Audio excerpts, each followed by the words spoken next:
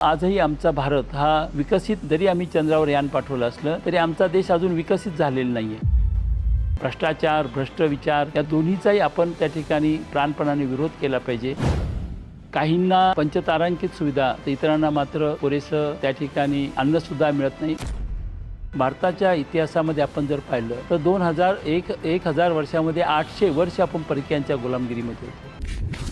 जैन लोक चळवळ ही खऱ्या अर्थाने सुदूर समाज निर्मितीचं ध्येय डोळ्यासमोर ठेवून निर्माण केलेली चळवळ आहे. समाजातल्या विविध घटकांना एकत्रित घेऊन असा सुदूर समाज निर्माण करण्याचे प्रयत्न करणं हे जैनचं उद्दिष्ट आहे. सुदूर समाज हा कुठल्याही राष्ट्राचा पाय असतो. सुदूर समाज हा जर आपण घडवू शकलो नाही तर ते राष्ट्र कमकुवत होत असते. सुदूर समाज म्हणजे चांगला समाज हा लोकशाहीवादी असतो, मानवतावादी असतो, धर्मनिरपेक्ष असतो, समतावादी असतो आणि म्हणून असा समाज निर्माण करणं हे खऱ्या अर्थाने प्रत्येक राष्ट्राचं स्वप्न असतं. सुदृढ समाजाचे सर्वात महत्त्वाची गोष्ट म्हणजे हा समाज एकसंघ असला पाहिजे. समाजामध्ये जर फूट असेल, समाज दुभंगलेला असेल तर असा समाज हा खऱ्या अर्थाने बलवान राष्ट्र घडू शकत नाही. भारताच्या इतिहासामध्ये आपण जर पाहिलं तर 1000 वर्षामध्ये 800 वर्ष आपण परकीयांच्या गुलामगिरीमध्ये. याची जर कारण मीमांसा केली त्याचं कारण एकमेव होतं, ते म्हणजे हा समाज एकसंघ नव्हता. जाती धर्म यामध्ये विभागला गेलेला होता आणि त्यामुळे अनेक परकीय आक्रमण झाली. कुठल्याही आक्रमणाचं आपण तोंड देऊ शकलो.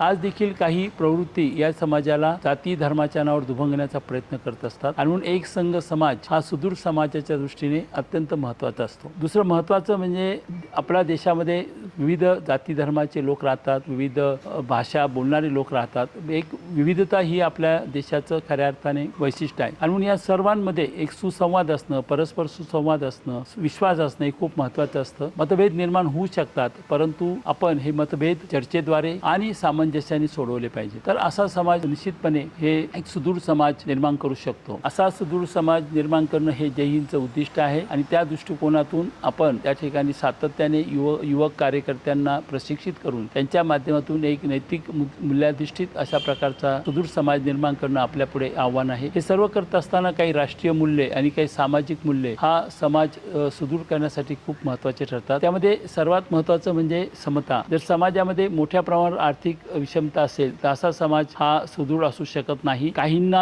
पंचतारांकित सुविधा तर इतरांना मात्र पुरेसं त्या ठिकाणी अन्नसुद्धा मिळत नाही. तर अशा पद्धतीची कमालीची विषमता दिवसेंदिवस वाढत चालली. त्यामुळे आर्थिक समता ही खूप महत्त्वाची असते. त्याचबरोबर सुदृढ समाजासाठी चांगली शिक्षण व्यवस्था ही खूप अत्यंत महत्त्वाची आहे. तेव्हा समाजामध्ये एक चांगली शिक्षण व्यवस्थेच्या माध्यमातून सामान्य माणसांना, गरीब लोकांना त्या ठिकाणी सक्षम आपण करू शकतो. त्याचबरोबर चांगले सर्वांना आरोग्य सुविधा सुद्धा तिथे उपलब्ध झाल्या पाहिजेत. हे अत्यंत महत्त्वाचं आहे. सुदृढ समाज निर्माण करण्यासाठी आपल्याला एक जागतिक दर्जाची शिक्षण व्यवस्था, त्याचप्रमाणे सर्वांसाठी सहजपणाने उपलब्ध होणारी, सुलभपणाने उपलब्ध होणारी आरोग्य व्यवस्था हे अत्यंत महत्त्वाचं आहे. सुदृढ समाजासाठी आपल्याला काही राष्ट्रीय मूल्यांची जपवणूक करावी लागेल. त्यामध्ये राष्ट्रीय मूल्य जपवणूक करत असताना राष्ट्र म्हणजे काय हे आधी समजावून घेतलं पाहिजे. राष्ट्र म्हणजे केवळ भौगोलिक सीमा नव्हेत, राष्ट्र म्हणजे केवळ नद्या पर्वते नव्हेत, राष्ट्र म्हणजे त्यामध्ये राहणारे नागरिक हे खऱ्या अर्थाने राष्ट्र बनते. आणि म्हणून आपल्या देशातील नागरिकांवर आपण सर्वांवर एकसारखं प्रेम करणं ही खऱ्या अर्थाने राष्ट्रप्रेम आहे. त्या सर्वांच्या उन्नतीसाठी झटणं, त्यांना मदत करणं, सहकार्य करणं हे खऱ्या अर्थाने राष्ट्रप्रेम आहे. राष्ट्रहिताचा सर्वोच्च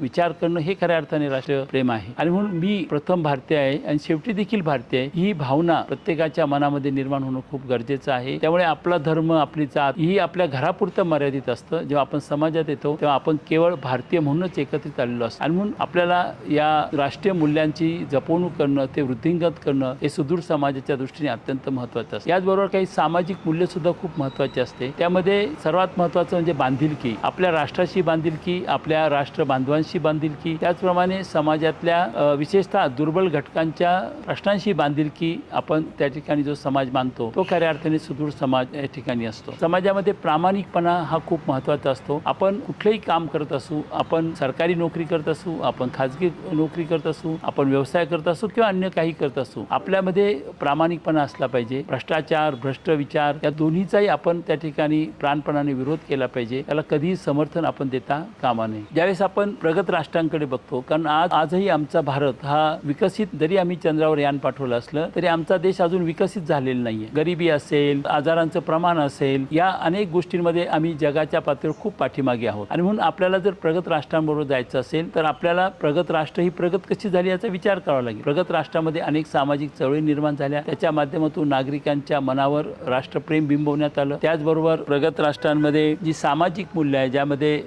सार्वजनिक शिस्त असेल किंवा या गोष्टींना सुद्धा अनन्यसाधारण महत्त्व दिलं आहे आणि म्हणून अनेक सामाजिक चळवळीतून हे राष्ट्र प्रगत दिशेने गेले आहे. त्याचबरोबर त्यांनी शिक्षण आणि संशोधन यांना सुद्धा खूप महत्त्व दिलं आहे. इंग्लंड सारख्या चिमुकल्या राष्ट्रांनी जगावर राज्य केलं कारण त्यांनी शिक्षण आणि संशोधनाला सर्वाधिक महत्त्व त्या ठिकाणी दिलं आहे. आणि म्हणून असं आपल्याला देखील जर एक प्रगत राष्ट्र घडवायचं असेल तर आपल्याला अधिक एक अत्यंत सक्षम असा सुदृढ समाज घडवावा लागेल. आणि जय हिंद लोक चळवळीचा उद्दिष्टच मुळात एक सुदृढ समाज घडवण्याचा आहे की जेणेकरून आपल्याला देखील एक प्रगत राष्ट्राचं स्वप्न पूर्ण करता येईल.